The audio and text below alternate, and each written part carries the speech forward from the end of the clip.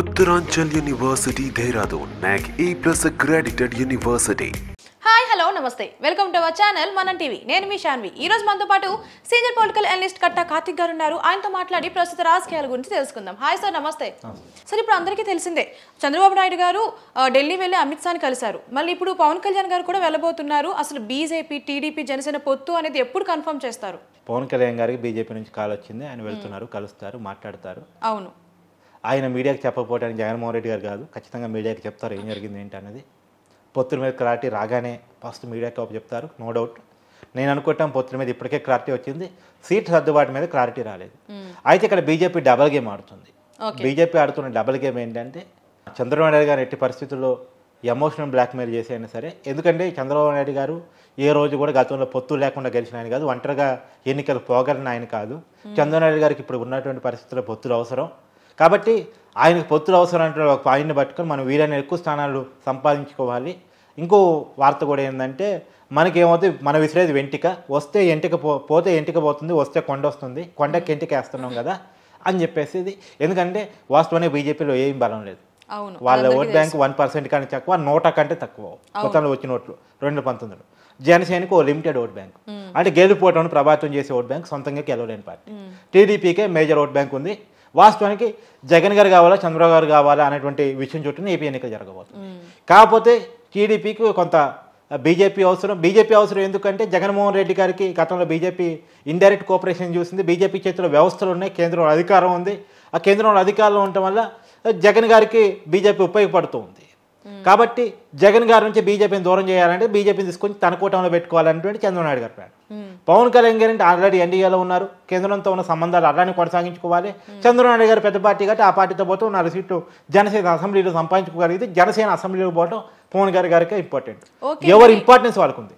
అధికారం చంద్రబాబు గారికి ఇంపార్టెంట్ అసెంబ్లీలకు పోవటం పవన్ కళ్యాణ్ గారికి ఇంపార్టెంట్ తర్వాత బీజేపీకి ఇంపార్టెంట్ ఏంటంటే వీరిద్దరిని ఉపయోగించుకొని వీరైనా ఎక్కువ స్థానాలు బలం లేనటువంటి ఏపీలో కూడా సాధించుకోవడం ఇంపార్టెంట్ ఎందుకంటే వాళ్ళు దేశంలో 370 పార్లమెంటు స్థానాలు గెలవాలనుకుంటున్నారు 370 స్థానాల్లో కూడా ఎక్కువ నార్త్ బలం ఉంది బీజేపీకి సౌత్లోకి వచ్చేసరికి ఒక కర్ణాటక తప్ప తమిళనాడులో బలం లేదు కేరళలో బలం లేదు ఆంధ్రప్రదేశ్లో బలం లేదు తెలంగాణలో బలం చాలా పరిమితం ఇంకా మహా అంటే 4-5 ఎంపీ స్థానాలు గెలవగలిగిద్దేమో గట్టిగా వస్తే అంతే తప్ప మొత్తాన్ని 17 గెలిచే పరిస్థితి కాదు కనీసం 10 గెలిచే పరిస్థితి కాదు కాబట్టి ఏపీ బలం ఉన్నటువంటి ఏపీలో ఎలా గెలవాలి ఎవరినొకరిని ఉపయోగించుకొని గెలవాలి టీడీపీని ఉపయోగించుకొని గెలుద్దాం అందుకనే టీడీపీగా మామూలుగా అడిగితే 6 ఎంపీ స్థానాలు కావాలంటే ఇవ్వదు ఇప్పుడు ఆల్రెడీ మనకి వస్తున్న లీకుల ప్రకారం 4+2+1 అంటే 4 టీడీపీకి పోటీ చేస్తే 2 జనసేనకి ఇస్తే 1 బీజేపీకి ఇవ్వాలి ఇది కండిషన్ పెడుతున్నారంట అంటే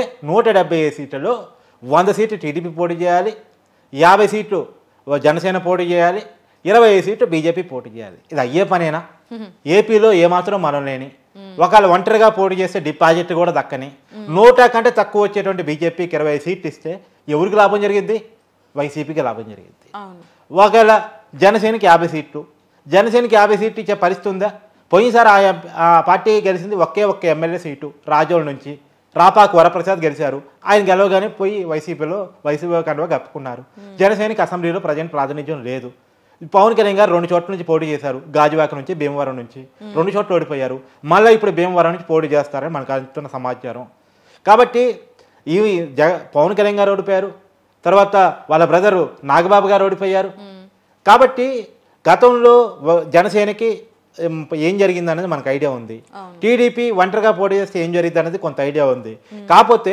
అధికారం రావడానికి పొత్తులు టీడీపీకి అవసరం అసలు అసెంబ్లీలో ప్రాతినిధ్యం కావడానికి జనసేనకు కూడా పొత్తు అంతే అవసరం పొత్తు టీడీపీకి ఒక్కదానికి అవసరం కాదు టీడీపీకి అంత అవసరమో జనసేన కూడా పొత్తు అంతే అవసరం జనసేనకి అంత అవసరమో బీజేపీ కూడా అంతే అవసరం ఎందుకంటే బీజేపీకి ఒక్క ఎమ్మెల్యే సీట్ అయినా ఏపీలో ఉండాలంటే ఒక్క ఎంపీ సీట్ అయినా ఏపీ నుంచి రావాలి అంటే ఒంటరిగా సంపాదించుకోలేదుగా అసెంబ్లీలో కానీ పార్లమెంట్లో కానీ ఆంధ్రప్రదేశ్ నుంచి బీజేపీకి ప్రాతినిధ్యం కావాలంటే పొత్తులు ఒకటే దారి జగన్మోహన్ రెడ్డి గారితో మీరు పొత్తు పెట్టుకోగలరా పొత్తు పెట్టుకోలేరు ఎందుకంటే ఆయన పొత్తు పెట్టుకోడు ఒంటరిగా పోతాడు ఆయన రెండోది ఆ ఓట్ బ్యాంక్ మీకు రాదు అది మాజీ కాంగ్రెస్ ఓట్ బ్యాంకు కాంగ్రెస్ నుంచి వచ్చిన vote bank YCP vote bank రెండోది ఆయన డైరెక్ట్గా మీతో పోవడానికి ఆయన ఓట్ బ్యాంక్ సహకరించదు కాబట్టి మీరు గతంలో మీకు ఫ్రెండ్ పెట్టుకోగలిగింది టీడీపీతో మాత్రమే టీడీపీ జనసేనతో మాత్రమే వాళ్ళైతే 2 ఆప్షన్స్ పెట్టుకున్నారు ఒకటి జగన్మోహన్ రెడ్డి గారికి ఇండైరెక్ట్ కోఆపరేషన్ ఇస్తూ ఉన్నారు.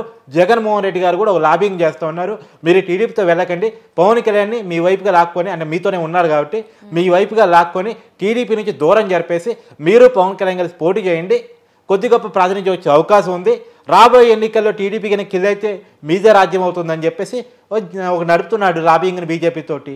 నాకు ఈ ఎలక్షన్స్ వరకు నాకు కోఆపరేట్ చేయండి, చంద్రబాబు నాయుడిని కిల్ చేయడానికి ప్రయత్నం చేయండి అని చెప్పేసి బీజేపీ ఈ 2 ఆప్షన్స్ పెట్టుకుని కూర్చున్నారు.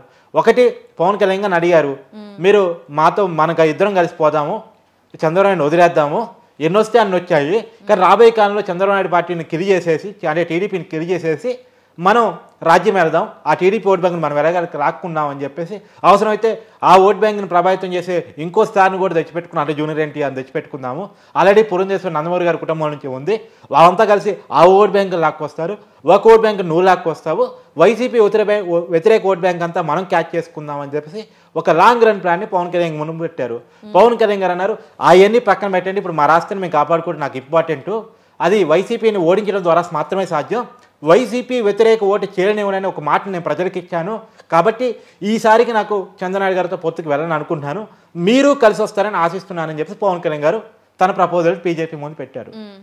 సరే ఓకే, ఈ అంతా చర్చ జరిగిన తర్వాత బీజేపీ వాళ్ళు ఫైనల్గా వచ్చింది ఏంటంటే, సరే పొత్తు పెట్టుకుందాం, కానీ చంద్రబాబు నాయుడు గారి నుంచి ఎక్కువ సీట్లు రాక్కుందాం, వీరంత ఎక్కువ డ్రాగన్ చేస్తే ఆయనే దిగొస్తాడు, ఆయనే ఇస్తాడు, ఆయన అవసరం కూడా ఉంది, మనకు మాత్రం అవసరం లేదు, ఆయనకు కూడా అవసరం ఉంది అని చెప్తున్నారు.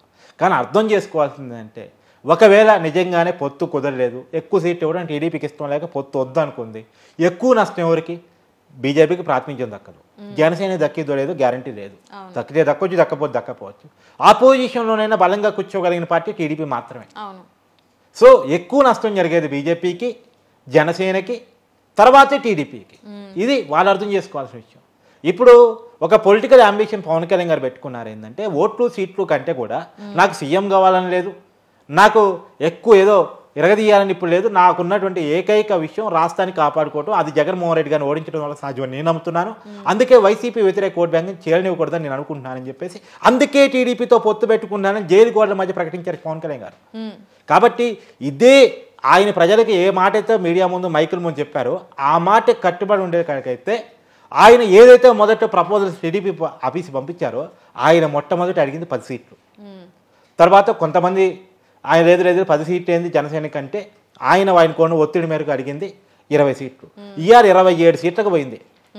మొదట 10 సీట్లు, తర్వాత 17 సీట్లు, తర్వాత 21 సీట్లు, తర్వాత 27 సీట్లకి ఇప్పుడు వచ్చింది. బీజేపీ మళ్ళీ ఒక 15 అడుగుతుంది, అది కాక మళ్ళీ కొత్త ఫార్ములా ఒకటి తెర మీద తీసుకొస్తుంది, 4+2+1 అని చెప్పేసి. చూసారా ఎంత విచిత్రము? 6 ఎంపీలు ఇవ్వాలంటే బీజేపీ, 6 ఎంపీలు ఇచ్చే పరిస్థితి ఏపీలో బీజేపీకి ఉందా నిజానికి? అది అర్థం చేసుకోవాలి, అర్థం చేసుకునే పరిస్థితులు ఏపీ ప్రజలు ఉండరు. సరే పొత్తుల్ని మీకు ఇష్టం ఉందా ఇష్టం లేదా, మీకు జగనే కావాలా అది చేరి చెప్పండి బీజేపీ అగ్రనాయకులు, మాకు జగనే కావాలి, మేము జగన్తో పోదలుచుకున్నాం, జగన్ గెలవాలని కోరుకోదలుచుకున్నాం అని తేల్చి చెప్పండి. అంతేగాని పొత్తుల పేరుతో డ్రాగన్ చేస్తూ లేనిపోని వాంఛలు క్రియేట్ చేయటం, లేనిపోని పొలిటికల్ కన్ఫ్యూజన్ క్రియేట్ చేయటం అనవసరం. కానీ చంద్రబాబు నాయుడు గారికి కూడా మనం చెప్పదలుచుకుంది అంటే, ఎందుకు బీజేపీతో అంత అవసరం ఏంటి? వాస్తవానికి ఏపీకి హోదా ఇవ్వలేదు, నిధులు ఇవ్వలేదు, వెనకబడి జిల్లాలకి నిధులు ఇవ్వలేదు, వేజెక్ స్టీల్ ప్లాంట్ మీద క్లారిటీ ఇవ్వలేదు, వీటి మీద క్లారిటీ తీసుకొచ్చి పొత్తు పెట్టుకుంటే ఓకే, కానీ వీటి మీద వాళ్ళకి క్లారిటీ ఇవ్వనప్పుడు మీరు మాత్రం ఇంకోటి ఏంటంటే, అసలు చంద్రనాయుడు గారు అరెస్ట్ వెనకాల కూడా బీజేపీ ఉందని అనుమానం మనకు కాదు టీడీపీ కార్యకర్తలకే ఉంది. ఆ రోజు జగన్ సపోర్ట్ చేసింది తెలుసు, కానీ ఆయన నీడేంటి? జగన్ వెనకాల బీజేపీని లేకుండా చెయ్యాలి, జగన్ వెనకాల వ్యవస్థలను అడ్డు పెట్టుకుని జగన్ గెలవాలనుకుంటున్నాడు, ప్రజల్లో లేకపోయినా సరే వ్యవస్థలను అడ్డు పెట్టుకుని కూడా గెలవచ్చు అనేటువంటిది జగన్ తాపత్రయం అనేది టీడీపీ అంచనా, చంద్రబాబు నాయుడు గారు అంచనా. అంటే దొంగోట్ల ద్వారా కావచ్చు, ఎన్నికల కమిషన్ మేనేజ్ చేయడం ద్వారా కావచ్చు, డబ్బులు పంపిణీ ద్వారా కావచ్చు, మద్యం పంపిణీ ద్వారా కావచ్చు, లేదు టీడీపీకి అందేటువంటి డబ్బుల్ని కట్టడి చేయడం ద్వారా కావచ్చు, అభ్యర్థులకి రూల్స్ ఎక్కువ పెట్టడం వల్ల కావచ్చు, ఇలా రకరకాల ప్రయత్నాల ద్వారా జగన్ గెలవగలిగే ప్రయత్నం చేస్తాడు. కాబట్టి ఆ ప్రయత్నం అడ్డుకోవాలంటే బీజేపీని జగన్ వెనకాల లేకుండా చేయాలనేటువంటిది చంద్రబాబు గారి తాపత్రయం. ఇక్కడ ఎవరి అవసరాలు, ఎవరి ఉద్దేశాలు, ఎవరి లక్ష్యాలు వాళ్ళకు ఉన్నాయి. కానీ అందరి లక్ష్యాలు నెరవేరాలంటే ఒక కూటమిగా ముందుకెళ్తే నెరవేరుతాయి తప్ప, ఎవరు క్వాలిగా వాళ్ళ ఇండివిజువల్ ఆకాంక్షలు మాత్రమే ప్రయారిటీగా పెట్టుకున్నప్పుడు ఏది ముందుకెళ్ళదు. దీన్ని ఎవరు క్వాలిగా అర్థం చేసుకోవాలి, ఫస్ట్ బీజేపీ పెద్దలు అర్థం చేసుకోవాలి. అంటే వాళ్ళకి రాష్ట్రం పట్ల ఏమీ లేదు, ఈ రాష్ట్రంలో ఏదో వస్తుందని ఆశ లేదు. సరే వాళ్ళని ఎమోషనల్గా ఆడుకుందాం. ఇందాక నేను అన్నాను కదా, ఒక ఇంటికేద్దాం, పోతే ఇంటికి, వస్తే కొండకి ఇంటికేద్దాం అనేటువంటి ఆలోచనతో బీజేపీ ఉంది. అదే ఆలోచనలోకి పవన్ కళ్యాణ్ గారు కూడా పంపిస్తున్నారు. బీజేపీలు ఫోర్స్ చేసో లేదో ఏమంటారు సైకలాజికల్గా సిద్ధం చేసో ఆ రకంగా పంపిస్తున్నారు. వాస్తవానికి హరిరామ్ జోగే లాంటి వాళ్ళు కూడా పవన్ కళ్యాణ్ గారిని ప్రెజరైజ్ చేస్తున్నారు. ఎక్కువ సీట్లు అడుగు, 60 సీట్లు అడుగు, 50 సీట్లు అడుగు, 2.5 సంవత్సరాల ముఖ్యమంత్రి అడుగు. ఇదంతా ఇప్పుడు వాస్తవంగా హరిరామ్ జోగే గారికి పవన్ కళ్యాణ్ గారి ప్రేమ ఉందనుకోండి, ఎవరికి చెప్పాలి? పవన్ కళ్యాణ్ గారికి అపాయింట్మెంట్ తీసుకొని, అయ్యా మీరు 50 సీట్లు టీడీపీతో అడగండి, లేదా 40 సీట్లు అడగండి, లేదా 60 సీట్లు అడగండి, 100 సీట్లు అడగండి, వాళ్ళకు 75 ఇచ్చేయండి, 100 సీట్లు అడగండి, ఏం ఇష్టం వచ్చినట్టు చెప్పుకోండి. పవన్ కళ్యాణ్ గారు కలిసిగా చెప్పాల్సింది. బహిరంగ లేఖల ద్వారా, మీడియాకి లేఖల ద్వారా ఏం చెప్పదలుచుకున్నారు? క్యాడర్లో కన్ఫ్యూజన్ తప్ప. ఈ లేఖల ద్వారా ఎవరికి ఉపయోగం జరుగుతుంది? అంతిమంగా వైసీపీకి ఉపయోగం జరుగుతుంది కదా. వీరిద్దరి మధ్య జరుగుతున్న పొలిటికల్ రచ్చ క్రియేషను ఎవరికి ఉపయోగం? జగన్కి ఉపయోగం కదా. హరిరామ్ జోగే గారు పవన్ కళ్యాణ్ గారు ఉపయోగదలుచుకున్నారా, జగన్ గారికి ఉపయోగపడదలుచుకున్నారా? నేను కూడా జగన్ గారికి ఉపయోగపడదలుచుకున్నారు. జగన్ గారి కోసం లేఖలు రాస్తున్నారు, బహిరంగ లేఖలు. రేఖ రాస్తే ఎట్లా రాయాలండి? మీరు ఏదైనా నాకు రేఖ రాయదలుచుకున్నారు, నాకు అడ్రస్తో నాకు రాస్తారా, లేదా బహిరంగంగా రాస్తారా? అదే అర్థం చేసుకోవాల్సిన అవసరం ఉంది. కాబట్టి పవన్ కళ్యాణ్ గారు ప్రజలైతే తగ్గించుకొని వాస్తవాలు ఆలోచించుకొని పొత్తు విషయంలో గతంలో ఉమ్మడి మేనిఫెస్టో అన్నారు, అది ఇంకా జరగలేదు. పొత్తులు సీట్లు సర్దుబాటు క్లారిటీ రాలేదు. సీట్ల సర్దుబాటు మీద మేనిఫెస్టో మీద క్లారిటీ ఇచ్చుకొని ముందుకు పోతే బీజేపీ వస్తూ రాదు, ఆ పార్టీ తెలుసుకొని మీకు చెప్పింది. మీరు దానికోసం అంతగా ఆశపడాల్సిన, ముందుకు తాపత్రయపడాల్సిన అవసరం లేదు. పొత్తు విషయంలో క్లారిటీ ఉంది, కావాలని కన్ఫ్యూజన్ క్రియేట్ చేస్తుంది బీజేపీ. దాన్ని మీరు అర్థం చేసుకోవాలి పవన్ కళ్యాణ్ గారు, లేదా చంద్రబాబు నాయుడు గారు. కాబట్టి వీళ్ళని తొందరగా క్లారిటీ ఇవ్వాలని చెప్పేసి ఇప్పటికే క్యాడర్లో రచ్చ మొదలైంది. రాజమండ్రి సీటు మీద కందులు దుర్గేష్ వర్సెస్ కోరంట్లబుచ్చి చౌదరి నడుస్తుంది. కింది స్థాయిలో టీడీపీ వర్సెస్ జనసేనగా వివాదాన్ని రేపాలని చెప్పేసి ఒకే వైసీపీ చూస్తున్న సమయంలో మీరు కూడా అదే కన్ఫ్యూజన్ మెయింటైన్ చేస్తే గ్రౌండ్లో నష్టం జరిగిద్ది. ఆ నష్టం జరగకుండా చూసుకోవాల్సిన బాధ్యత మీదే అని చెప్పేసి నేనైతే కోరుకుంటున్నాను. Thank you sir.